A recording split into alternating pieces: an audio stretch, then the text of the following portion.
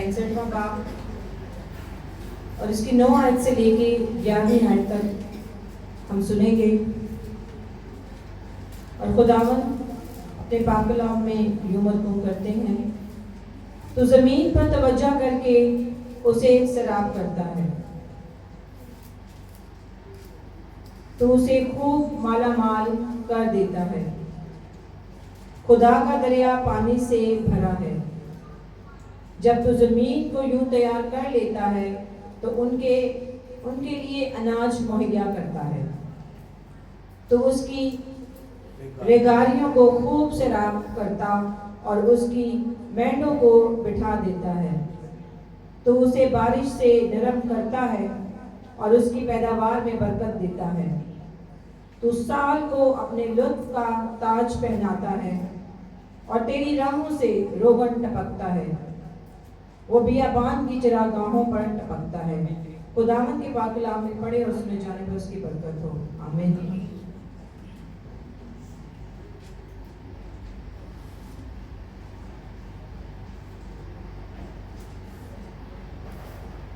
अब हम खुदावंद के खादम को बुलाएंगे कि वो इस कलाम को हमारे साथ शेयर करें। मेरी दरख्वास्त है कि भरपूर तालियों के साथ हम उनको बुलाएंगे ताकि हम खुदावंद के कलाम को अपनी जिंदगियों में भी ले सकें और बरकत को हासिल कर सकें।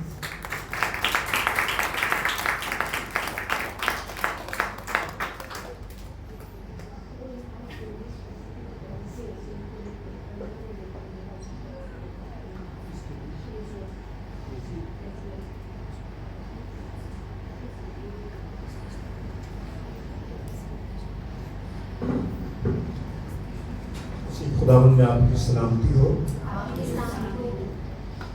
एक बच्चे के लिए दुआ के लिए कहा गया है, हम पहले उसके लिए दुआ करें।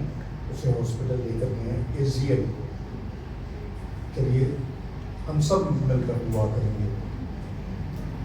आप सब से दरखास्त है उस बच्चे के लिए दुआ कीजिए। Hallelujah, hallelujah, hallelujah. हमारे जलाली अब्दी सच्चे खुदा, हम तेरी शुक्रगुजारी करते हैं, हम तेरी तारीफ करते हैं।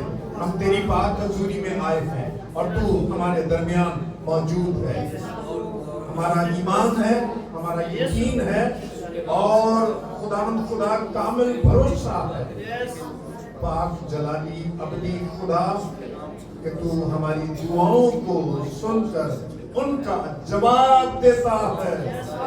हमारी खुदा तेरी शुक्रगुजारी हो। उस बच्चे जेल को तेरी पाक हजूरी में देते हैं यीशु मसीह नासरी के नाम में। हर तरह की बीमारी, हर तरह की तकलीफ और हर तरह के इन्फेक्शन यीशु मसीह नासरी के नाम से उसकी जिंदगी से जाता है। और खुदावंद हमारे खुदा तेरे बेटे यीशु के नाम में, तेरे बेटे यीशु के खून से खुदावंद खुदा वो बच्चा शिफा पाए और हम सब खुदावंद खुदा ईमान में मजबूत हों और तेरी तारीफ करें मसीह के जलाली और अब्दी नाम में। आमीन।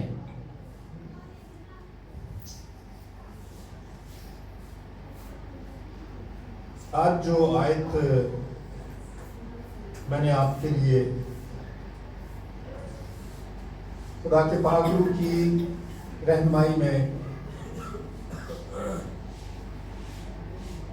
चुनी है वो ज़बूर 65 की 11वीं आयत।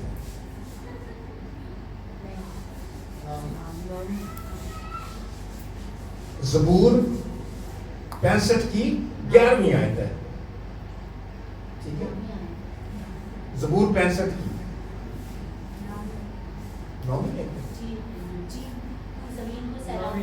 नहीं, हाँ यहाँ से शुरू किया है, लेकिन मैं कह रहा हूँ जो मरकजी बात है जो मैं आज तक आप तक पहुंचाना चाहता हूँ वो ज़बूर 65 की 11वीं आयत है।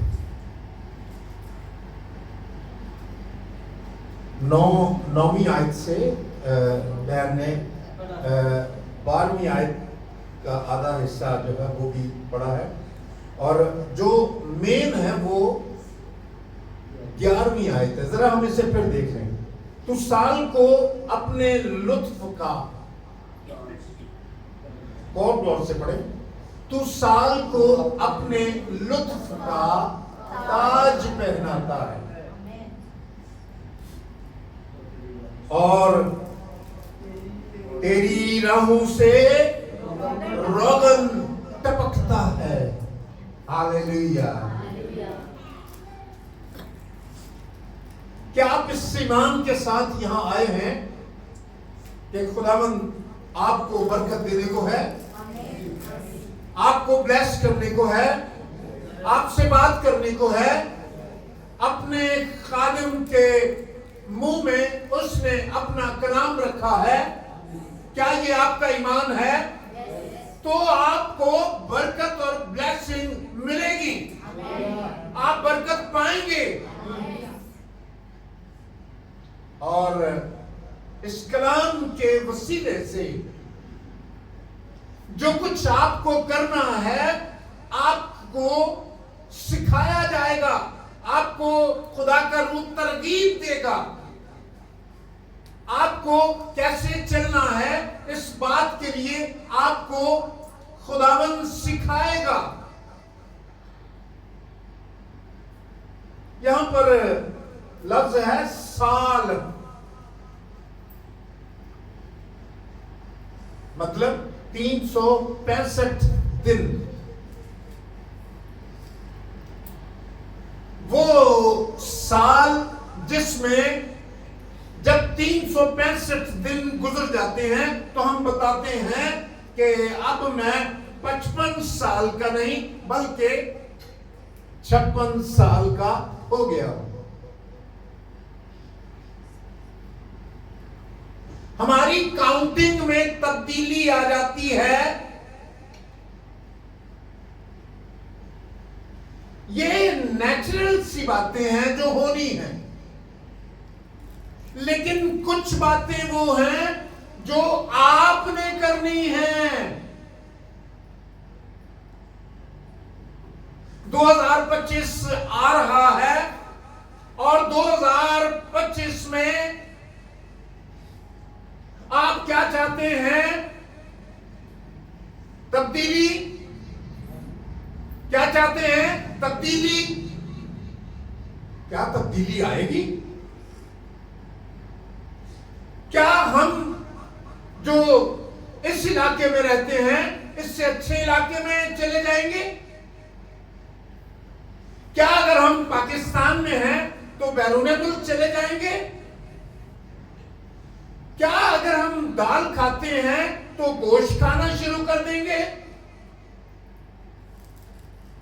क्या हमारे बच्चे इन नॉर्मल स्कूलों से कैम्ब्रिज स्कूलों की तरफ जाना शुरू कर देंगे?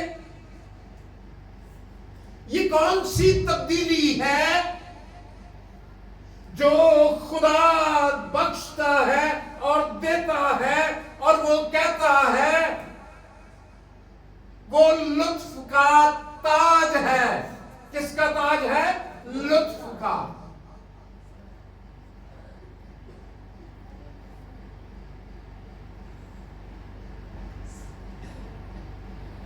अगर हम चाहते हैं हमें लुत्फ मिले, है ना, तो फिर कुछ बातें हैं जो हमें आज उन पर गौर करना है। 2025 आपके हाथों में है। अभी वो शुरू नहीं हुआ। ये मैसेज नए साल का मैसेज नहीं, नए साल की तैयारी का पैगाम है। नए साल की तैयारी का पैगाम है।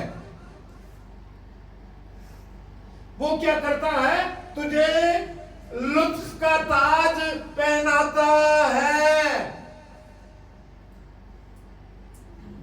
आए एक एक्सपेरिमेंट करते हैं। दीजिए जरा मुझे ये, यहां मैंने बाजरा मंगवाया। कोई भी बहन इसको बाद में यहां से साफ जरूर करेंगी।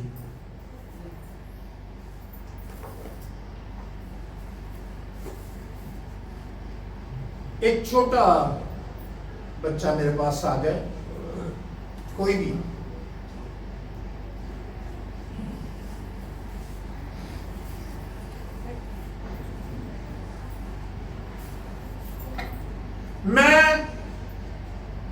मेरे हाथ आप यूं समझे ये खुदा के हाथ है, जो खालिक है ये उसके हाथ है। और इंसान जो छोटा है, इंसान जो महदूद है, ये उसके हाथ है। अब क्या होता है, खुदा हमें लुत्फ क्या लुत्फ कब मिलेगा? जब हम कब आसूदा होंगे? जब हम भरे हुए होंगे, जब हम शेर होंगे रूहानी बरकतों से, और कौन सी बरकतों से? जिस्मानी बरकतों से भी। आइएगा जरा, ये मेरे हाथ में डाल।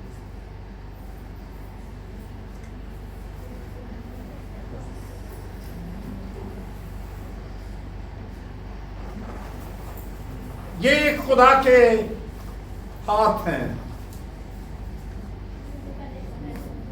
और ये आपके हाथ हैं। हाथ आगे करो बेटे। अब देखिएगा, जब वो आपको देता है, जब वो बरकत बरसाता है तो क्या होता है? इसको गिरने नहीं देना।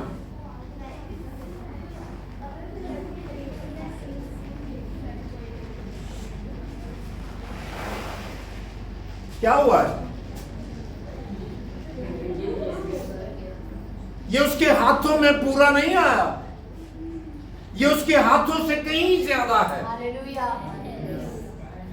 खुदा जब देता है तो वो इस तरह देता है, वो अपनी मुट्ठी खोलता है और आप शेर हो जाते हैं।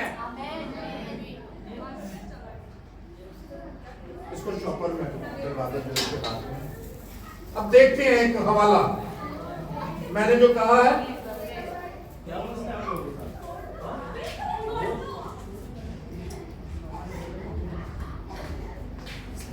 अलीशा नबी एक गरीब बेवा की मदद करता है।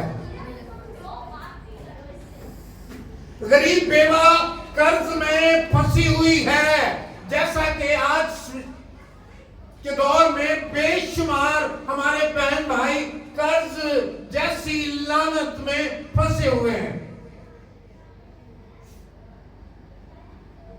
कर्ज क्या है? लानत है। आप सब बोलिए, कर्ज क्या है? लानत है कर्ज। कर्ज लेने से गुरेज कीजिए। इस कर्ज के नीचे अपने आप को ना लेकर आइए, कनायत कर लीजिए, थोड़ा खा लीजिए। मैं अक्सर बताता हूं, एक अपने वो चर्च जहां पहले मैं खिदमत करता रहा हूं, तो मैं जा रहा था बाजार में, वहां पर भाई का नाम नहीं लूंगा, हो सकता है किसी तरीके से वीडियो वहां अगर पहुंचती है तो अच्छा नहीं लगता। और मुर्गी वाले ने उसे अपने पास बिठाया हुआ था, तो इत्थों नहीं हिलना। और मैं गुजरा तो उसने सलाम किया मुझे, और मैं रुक गया और मैं उसके पास गया। मैंने कहा, खैरियत है? परेशानी उसके चेहरे पर थी। मैंने कहा, क्या कोई प्रॉब्लम है? उसने कहा, नहीं नहीं नहीं नहीं, कोई मसला नहीं। लेकिन दुकानदार ने कहा, पादरी साहब जरा प्लीज मेरी बात सुनिएगा, मैं आपको बताता हूं क्या मामला है। मामला ये है कि ये आधा किलो, कभी 1 किलो, कभी आधा किलो, कभी 1 किलो मुर्गी उधार लेकर जाता रहा है, और अब 11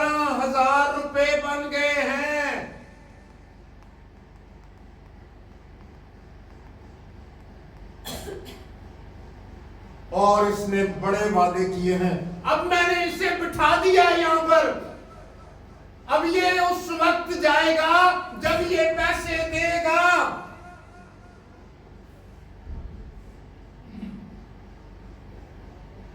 खैर मैंने बात की और कुछ तय पाया और हमने मामला रफा दफा किया। मकसद क्या है? आपने आने वाले साल की तैयारी के बारे में मैं आपसे बात कर रहा हूं। वो जो आपका खालिक है, वो जो आपका खुदावंद है, वो आपको लुत्फ का ताज पहनाना चाहता है।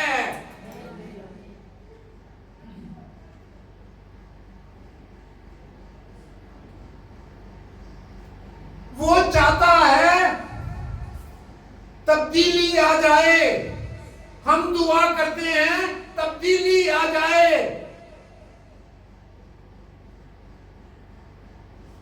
हम चाहते हैं हमें मिल जाए, इसीलिए तो कर्ज लिया ना। हम चाहते हैं हमें मिल जाए, लेकिन याद रखिए उस मिल जाने के पीछे एक शर्त है। क्या शर्त है? मैं आधा बोलता हूं, इसके पहले वाली बात आपने बोलनी है। तुम्हें दिया जाएगा, मांगो तो तुमको दिया जाएगा। शर्त है, खोला जाएगा, खटखटाओ तो तुम्हारे वास्ते खोला जाएगा। खुदा आपको अफराद से देना चाहता है। मर्दे खुदा अलीशा एक औरत के पास गया और वो औरत जिसका शौहर मर चुका था और वो बड़े कर्ज में मुब्तला थी।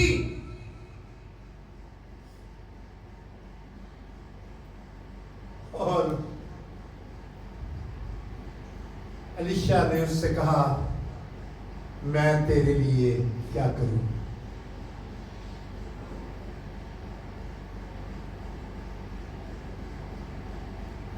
मुझे एक भाई ने जो कर्ज में मुब्तला है, मैंने उससे पूछा मैं तेरे लिए क्या करूं? उसने कहा 6-7 लाख का मैं कर्ज है मुझको, जो मुझे देना है।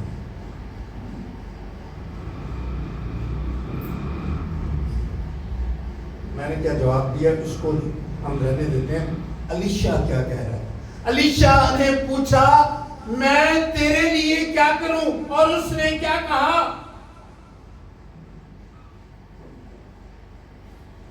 और अलीशा ने पूछा तेरे घर में क्या है?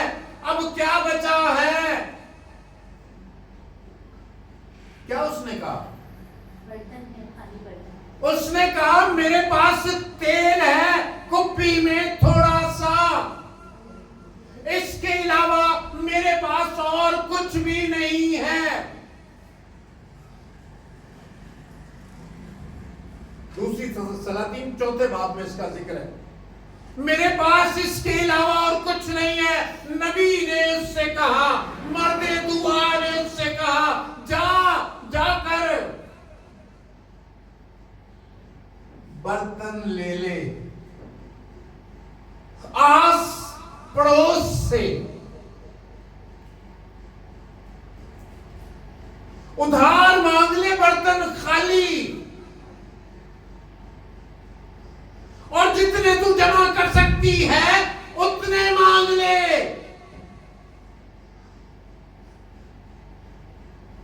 कितनी लिमिट नबी कह रहा है?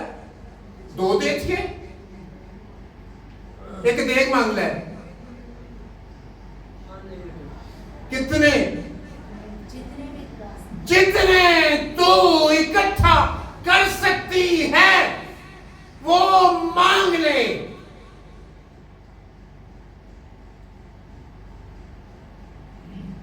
क्योंकि वो आज तुझे लुत्फ का ताज पहनाएगा।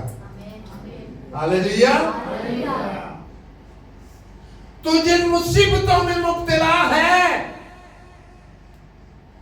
जिन परेशानियों में मुब्तला है, तो दुआ कर, खुदावंद की हजूरी में झुक जा, तू यीशु को मांग ले, अपने लिए मांग ले, तू अपने दिल का दरवाजा खोल दे। वो खड़ा हुआ है, वो खटखटा रहा है, और उसने जल्दी की और फिर उसने जितने भी जगहों से, जितने भी वाकिफ थे, सबसे खाली बर्तन लाकर अपने घर में रख दिए और उसने कहा अब तू दरवाजा बंद कर दे।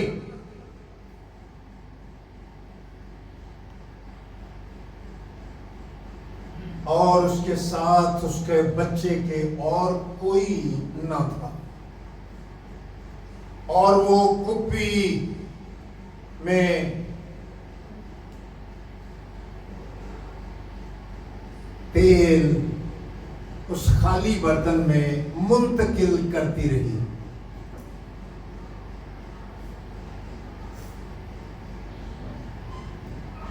पानी भरा है ना, जो कराची में रहने वाले हैं, मेरी उम्र के आगे पीछे, अब भी 4 लोग इसी परेशानी में ही हैं। टीन, कनस्तर, बैंगियां याद आ रही है ना? वो हटाता था, दूसरा एकदम साथ लगाता था। वहां पर वो इकट्ठे करने लगी और उसमें तेल भरने लगी, और वो तेल भरता जाता था, तेल भरता जाता था, तेल भरता जाता था, और उसने लाइन से देगचियां और सारे बर्तन जितने उसके पास थे, क्या बड़े क्या छोटे, सब उसने भर लिए। और उसने जब कोई बर्तन ना रहा, जब कोई बर्तन ना रहा, तो तेल क्या हो गया? माकूफ हो गया। तेल फिर जाता रहा जब बर्तन नहीं रहा। अरे क्या वजह है? पिछले साल भी हम ऐसे ही थे। क्या वजह है? उससे पिछले साल भी हम ऐसे ही थे।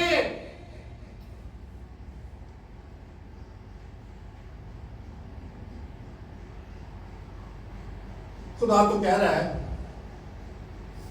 अपने नबी की मार्फत, भर ले, भर ले, भर ले। उसका लहू कोहे कलवरी से बह रहा है।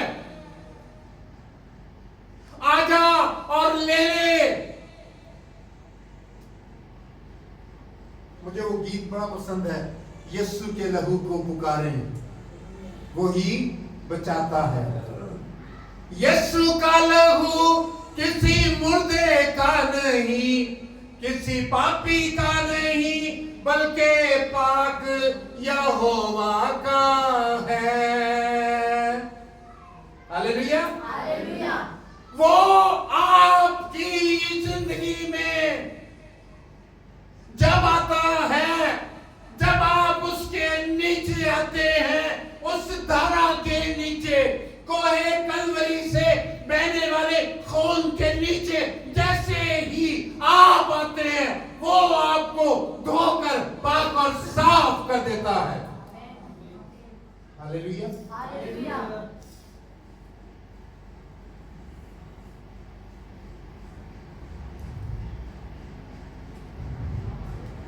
सब तब्दीली चाहते हैं, जिस भी सतह पर है उससे बेहतर होना चाहते हैं ना,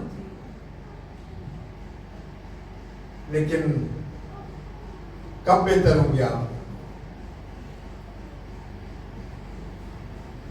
जब कारोबार बढ़ेगा, जब अच्छी जॉब मिलेगी? नहीं मिलेगी।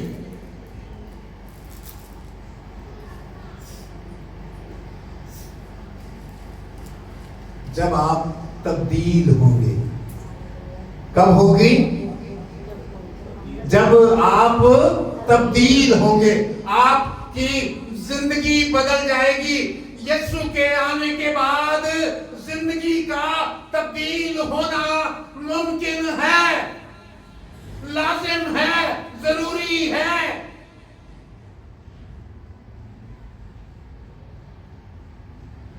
क्या हो रही है तब्दीली? आप चाहते हैं घर बदलना, नहीं बदल सकते। आप चाहते हैं एरिया बदलना, नहीं बदल सकते। आप बदलेंगे, खुदा हालात बदल देगा। जब आप नहीं बदलेंगे, हालात वैसे ही रहेंगे, जो मर्जी कर लें। तो हम क्या करें?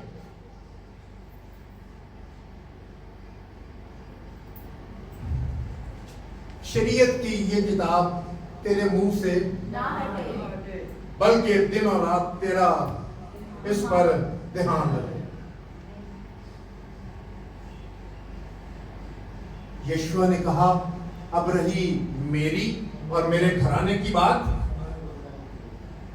क्या होगा? हम तो खुदा की इबादत करेंगे।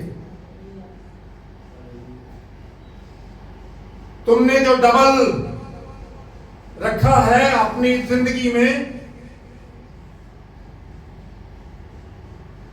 दो तरह की चीज रखी हैं। आप खुदा को खुश करने की कोशिश करते हैं और साथ ही साथ किसे खुश करने की कोशिश करते हैं? बताएं। खुदा के साथ साथ किसको खुश करने की कोशिश करते हैं जी? अपने दिल को, अपने आप को, है ना? लोगों का क्या है, कहते हैं तो कहते रहे, असी तो अपने दिल की मर्जी करनी है। तो फिर क्या होगा भाई? किस किस काम में आप दिल की मर्जी करोगे? जिस काम में आप दिल की मर्जी करोगे, सुलेमान कहता है वास की किताब में, ऐ मेरे बेटे, तू क्या कर, अपने दिल की खूब हिफाजत कर। हाँ, नहीं, मैं वो वाली आयत नहीं कह रहा बेटा। तू अपने दिल की मर्जी पूरी कर, अपनी आंखों की ख्वाहिश के मुताबिक चल। और फिर एंड में सारी बातें करने के बाद वो कहता है, लेकिन याद रख, लेकिन याद रख, इन बातों के लिए खुदा तुझको अदालत में लेकर आएगा। कब लेकर आएगा? जब तू अपने दिल की मर्जी को पूरा करेगा, जब तू खुदा को, उसके आइन को, उसके अहकामात को रद्द कर देगा।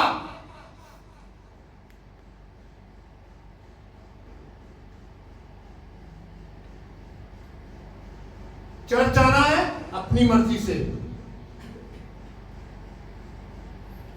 बल्कि ज्यादा कहने पर तो हमारे लिए मसला बन जाता है। अगर हम किसी को ज्यादा कह दें ना, चर्च आए, मतलब मेरे साथ लाइफ में ऐसा हुआ है, कहते हैं भाई साहब क्या मतलब है आपका, क्या हम दुआ नहीं करते? चर्च नहीं आते तो आपका क्या मतलब है, हम दुआ नहीं करते?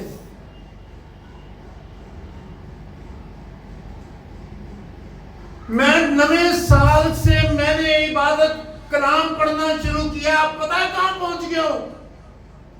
दूसरी तवारीख पर। आप मुझे बार बार आकर कहते हैं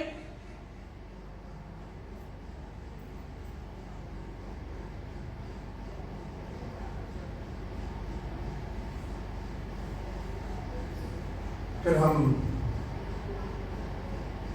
हमें खुदा से ज्यादा, पासवानों की बात करो, हमें खुदा से ज्यादा कलीसिया की फिक्र होती है।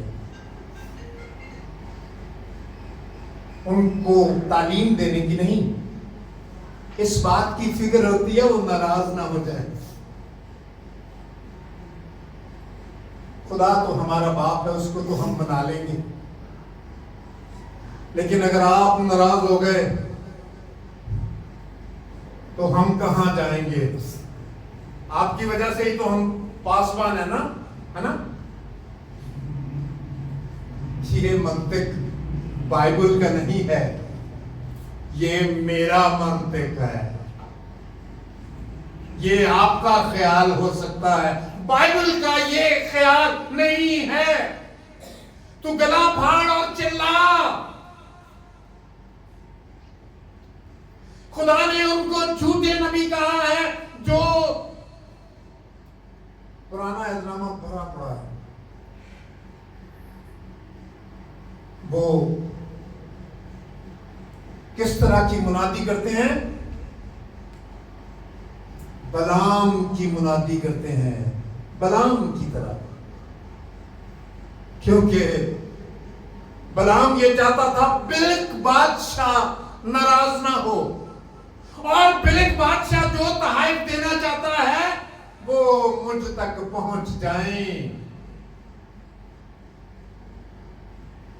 इसलिए वो पहले खुदा से पूछा,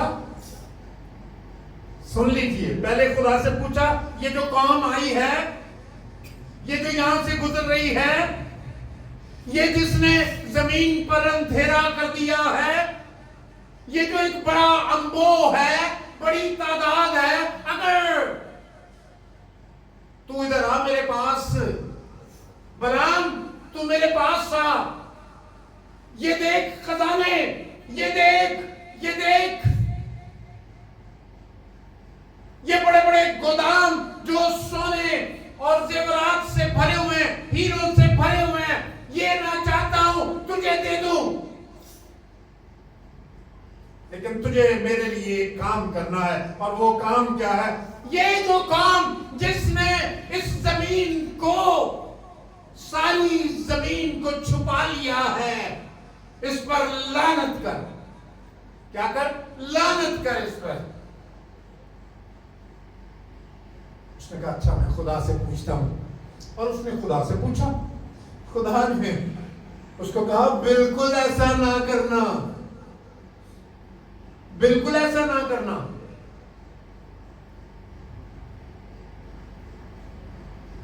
जो इस पर लानत करता है मैं उस पर लानत करता हूं, जो इसके लिए बरकत चाहता है मैं उसके लिए बरकत चाहता हूं। उसने जाकर बादशाह से कहा सॉरी। बादशाह ने कहा, बिलक बादशाह ने कहा बलाम ये देख चीजें, देख ये देख चीजें, ये देख मैं जो तुझे दे रहा हूं, और इसके अलावा तेरे पास एक और ऑप्शन भी है, जो चाहे कर। और बता कुछ और चाहिए? उसने कहा अच्छा फिर मैं पूछता हूं। बार बार खुदा के पास जाने लगा। किस लिए जा रहा था वो? उससे बिलक बादशाह से बड़ी मोहब्बत थी? जी नहीं। उसे वो तमाम कोठरियां नजर आ रही थी, उसे सोना नजर आ रहा था, उसे हीरे जवाहरात नजर आ रहे थे, और वो चाहता था वो मेरी जेब में आ जाए।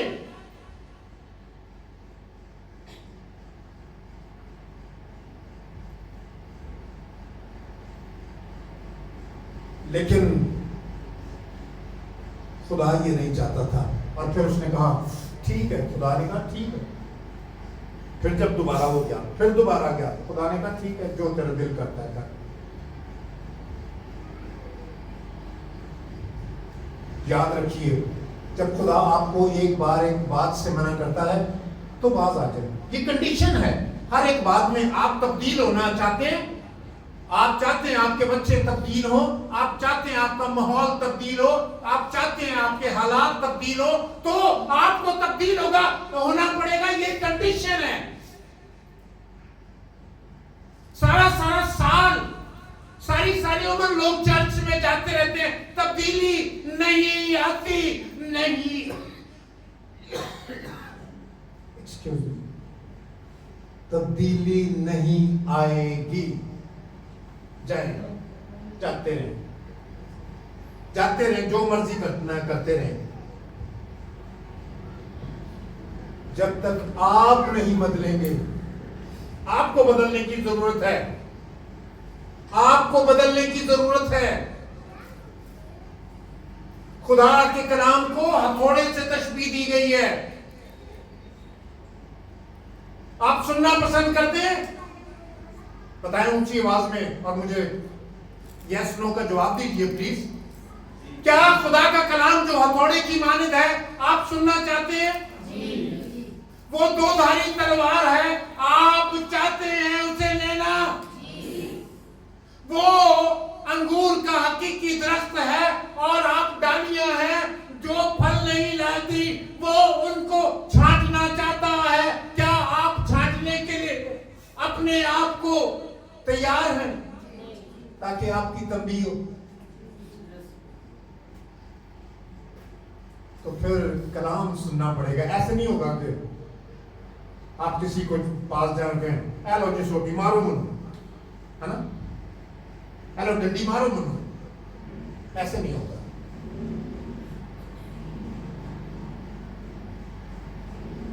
कलाम सुनने के बाद आप बगुला हो सकते हैं। नबियों के साथ ये हुआ है। जब कलाम सुनाया तो इसी बात पर तो उन्हें शहीद करते थे लोग, इसी बात पर तो उन्हें मारते थे लोग, इसी बात पर तो उन्हें तेल में, गर्म तेल में फेंक देते थे, इसी बात में तो उनको खाल में सीकर धूप में रख देते थे, इसी बात में तो उनको दरख्त के साथ रस्सा बांधकर फांसी के लिए लटका देते थे, क्योंकि वो बात कर रहे हैं जो खुदा चाहता है। और जब काहिन ये बात नहीं करते,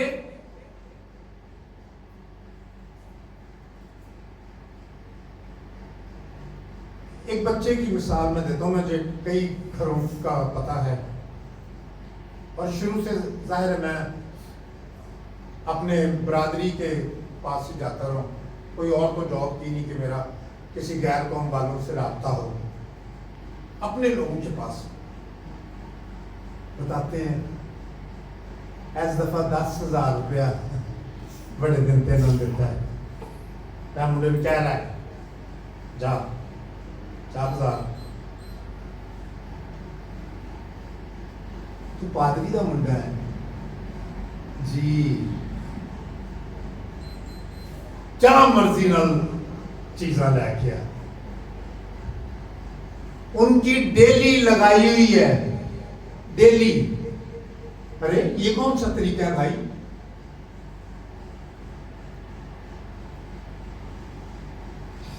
200, 300, 400 क्या कर रहे हैं? पर दुआ करते हुए आप कहते हैं तब्दीली है, नहीं आएगी। क्योंकि वो ये कहता है अपने बच्चों को क्या कर, तंबीह भी कर, जहां वो टेढ़े हैं उनको सीधा भी कर। क्या पूछते हैं आप कितना पढ़े हैं, आज कितनी देर बैठे हो पढ़ने के लिए? ये पूछते हैं रोटी खा ली? अरे वो खाएगा, नाराज हो जाएगा, फिर भी तकेनल मांगेगा। आप पका के रख दें उसमें हॉट पॉट में, वो खा जाएगा। नाराज होने के बाद भी जब आप लेटेंगे वो खा जाएगा। भूख इतनी जालिम है, लेकिन उसकी तरबियत के बारे में सोचें। कहते हैं बच्चे खराब हो गए, कुछ नहीं करते, क्योंकि आप कुछ नहीं करते, बिल्कुल फारिग छोड़ देते हैं। उनको बिजी करें। कंप्यूटर है ना, उस पर स्पेशल कोर्सेज है, वो करवाएं बच्चों को जब वो फारिग हैं। 1-2 घंटे की क्लास है। नए साल में ये कुछ आप ये गाइडलाइन के तौर पर लें। आप मुझसे ज्यादा अक्लमंद और दानिशमंद लोग हैं, आप मुझसे ज्यादा साहिबे हैसियत लोग हैं, लेकिन अगर बच्चों को यहां वो क्या करे? क्या गली के अलावा कुछ और उसके पास ऑप्शन छोड़ा है आपने? फिर वो क्या करे? हमें ये करना होगा। और याद रखिए, बराए मेहरबानी वालिदैन के लिए खास दरखास्त है, अपने घर में अपनी जुबान को कंट्रोल में कीजिएगा। अगला साल लुत्फ का साल होने वाला है, लेकिन उसके लिए आपको अपनी जुबान को कंट्रोल करना हो, अपनी बीवी के साथ इज्जत से बात करनी होगी, अपनी बीवी की इज्जत करनी होगी। और बहनें भी जो बड़ी जल्दी से कहती है मैं नहीं, मेरे दिल को भी नहीं देता, उनको भी चाहिए अपने खामिंदों की खूब इज्जत करें, अपने घर का टाइम टेबल बनाएं। और इन सारी बातों के साथ साथ दुआ का, इन सारी बातों के साथ साथ चर्च का, इन सारी बातों के साथ साथ अपनी टाइट का,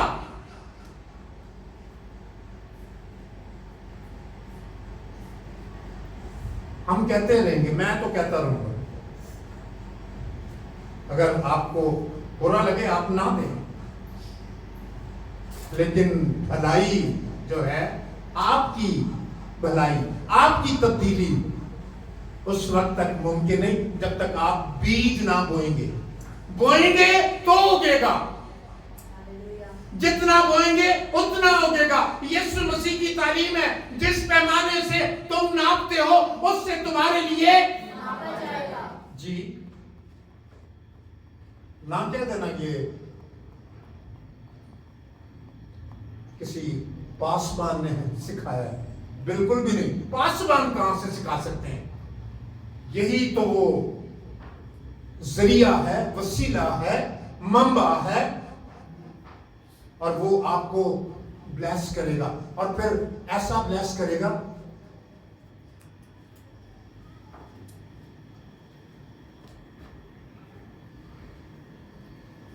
जब मिस्री वहां पर थे तो मिस्रियों ने तंग करना शुरू कर दिया बनी इस्राइल को, और इस्राइलियों को आखिर में क्या किया? वो कहते थे वो जो भूस है वो भी तुम ही लेकर आओगे, ईंटों के लिए मिट्टी भी तुम ही लेकर आओगे, हम कुछ नहीं देंगे।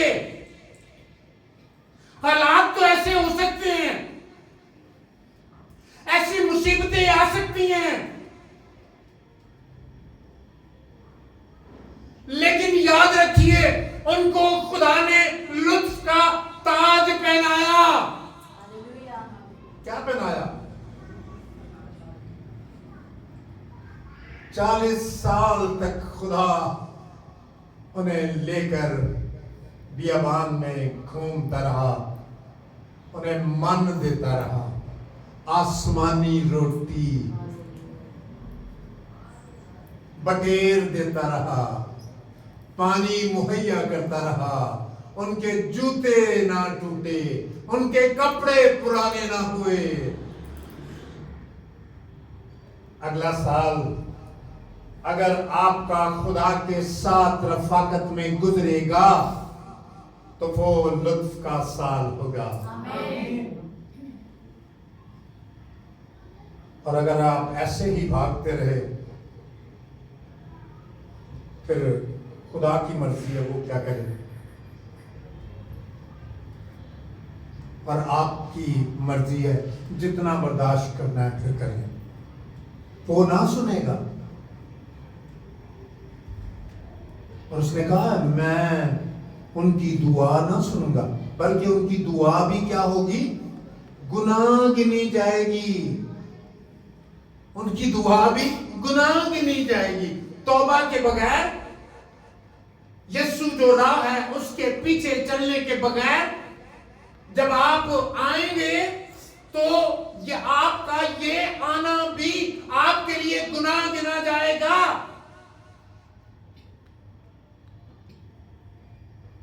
सब कुछ आप अपनी मर्जी से नहीं कर सकते। यीशु मसीह ने आपको कीमत से खरीदा है। आपको चाहिए कि मोहब्बत के उस कानून में आप मसीह के साथ व्यवस्था रहें, और जिस तरह आपने बड़ी संजीदगी से सुना है, इसी तरह खुदा आपकी जिंदगी में 2025 में आपको बरकत देने वाला है, आपको ब्लेस करने वाला है, आपको मुसीबतों से रहाई देने वाला है, आपकी बीमारियों को दूर करने वाला है, आपके दुश्मनों को शर्मिंदा करने वाला है। खुदा आपको अपने रूह से मामूर करने वाला है, और खुदा आपको और आपकी औलाद को ब्लेस करने और बरकत देने वाला है।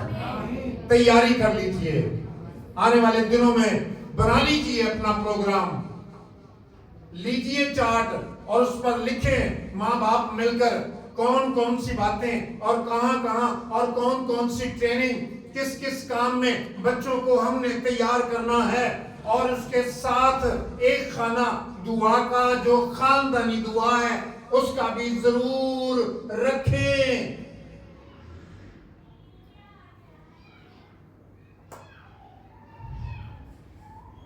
कोई पता नहीं 2025 आखिरी साल हो मेरे लिए, आपके लिए या किसी के लिए नहीं, और फिर मनो मिट्टी के नीचे हमेशा के लिए, है ना, जब तक यीशु नहीं आता कोई हिला भी नहीं सकता अपने आप को। उससे पहले हम इसकी तैयारी करें, तौबा करें और अपने आप को खुदा की हुजूरी में रख दें। हालेलुया। आइए खड़े हों और हम दुआ करें इस बात के लिए खुदा हम सबको बड़ी तैयारी बख्श दे, और जो कमियां हैं उन पर हम गलबा पाएं। जिन बातों पर कलाम, मैं नहीं, जिन बातों पर कलाम निशानदेही जहां जहां करता है और वो आपकी और आपके खानदान की बर्बादी के लिए हैं, उन बातों को तर्क कर दीजिए, छोड़ दीजिए। Hallelujah, hallelujah. आइए हम सब दुआ करें। हालेलुया, सब दुआ करें, अपने अपने मुंह खोलें और इस कलाम को जो खुदा ने मुझे और आपको दिया है अपनी भलाई के लिए, अपनी बेहतरी के लिए, अपनी जिंदगी के लिए, अपने घराने के लिए, अपने मुल्क के लिए मांगे, ताकि हम में से हर एक बाबरकत हो। यीशु मसीह हमारी जिंदगी में नजर आए, हमारा मिजाज मसीह की मानिद हो, हम पौलुस की मानिद निशान की तरफ दौड़ते चले जाए। हमारी जिंदगी में अगर रूहानी तौर पर ठहराव आ गया है तो आज हमें सोचने की जरूरत है, दुआया दिल रखने की जरूरत है, एक दिन रोजा रखकर खुदा की हुजूरी में बैठने और झुकने की जरूरत है। खुदावंद अपने वादों में सच्चा है, वो मुझे और आपको बहाल करने वाला है, उसकी मुट्ठी भरी हुई है और वो इस कदर और इतनी देने पर कादिर है कि आपके बर्तन खत्म हो जाएंगे, आपकी जरूरतें खत्म हो जाएंगी, आपकी परेशानियां खत्म हो जाएंगी, लेकिन ब्लेसिंग और बरकत का बहता दरिया बिल्कुल खत्म नहीं होगा। ओ खुदावंद, हम तेरी शुक्रगुजारी करते हैं, मुझे और खुदावंद खुदा अपने लोगों को बरकत बरकत दे, चर्च ऑफ लिविंग गॉड को बरकत दे, अपने जलाल के लिए हम सबको इस्तेमाल कर, मसीह हमारे खुदा के वसीले से। आमीन। तशरीफ रखिए।